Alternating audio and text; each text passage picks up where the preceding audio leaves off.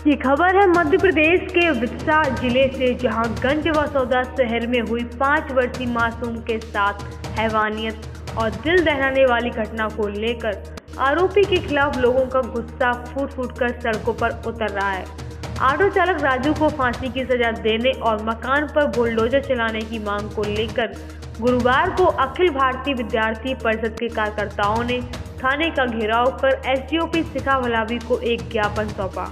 साथ ही कानून व्यवस्था पर भी सवाल उठाए गए। ज्ञापन में कहा गया कि यातायात पुलिस पहले से इन ऑटो चालक को चरित्र सत्यापन, लाइसेंस, फिटनेस के कागजात समय समय पर देखती हो तो शायद ऐसी घटनाएं घटित नहीं होती। प्रबंधन पर ऑटो चालकों पर निगरानी रखने की बात कही गई। बिना फिटनेस, बिना परमिट और ओवरलोडिंग ऑटो रिक्शा, स्कूल वाहन पर तुरंत रोक लगाने की बात भी कही गई। सभी छात्र छात्राओं की सुरक्षा पर भी दिशा निर्देश जारी करने की मांग कार्यकर्ताओं ने की है।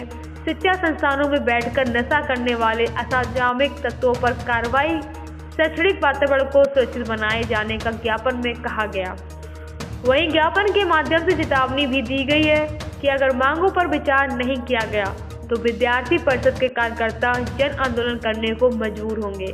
तो देखिए मध्य प्रदेश के विदिशा जिले से संजीव शर्मा की रिपोर्ट।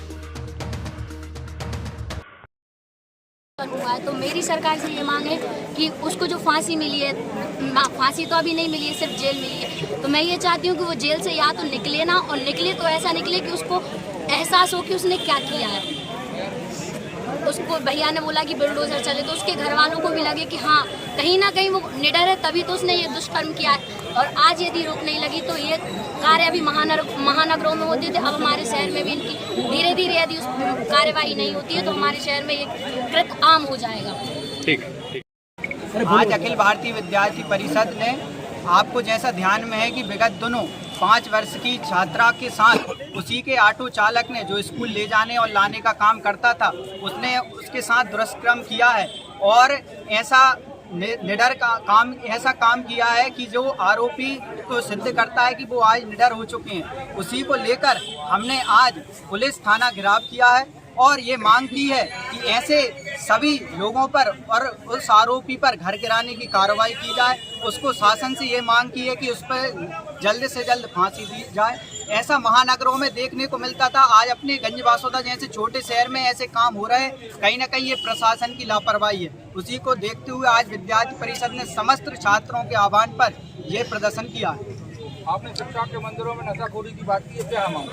लगातार आप LBS college, SGS college, Subhadra Sharma college जाएंगे तो 6 बजे तक तो वहाँ पर छात्र रहता है, लेकिन 6 बजे के बाद आप देखने जाएंगे तो वो आयता का काम आजकल कर रहा है। लगातार वहाँ पर शराब पीते हैं, वहीं पर उस दारू की बोतल को फोड़ के जाते हैं। जब हम लोग हमारे शिक्षा के मंदिर में पढ़ने को जाते हैं तो हमको उन कांचों पर से ही गुजरना पड़ता है। तो इसको लेकर भी हमने इस ज्ञापन में ये मांग चिन्हित की है कि ऐसे जो नशाखोर और शिक्षा के मंदिर में जाकर नशा करते हैं, उन पर तत्काल प्रभाव से 151 की कार्रवाई की जाए और उनको जेल भेजने का काम पुलिस द्वारा किया जाए। आपने बुलडोजर एक्शन की भी बात की है, क्या आगे अगर कोई कार्रवाई नहीं होती तो क्या चरण रहेगा आपका? देखिए, बुलडोजर की इसलिए मांग की है क्योंकि 5 साल की बच्ची के साथ जो दुष्कर्म हुआ है, कहीं ना कहीं उसका संसार उजड़ गया है। ऐसे आरोपी को जिसने जेल पहुंचाया है, आज से वो 10 साल बाद, 5 साल बाद जब भी जेल में से अपनी बेल पर छूटे तो वो जब अपना घर गिरा देखे तो उसको ये एहसास हो कि उसने किसी की जिंदगी के साथ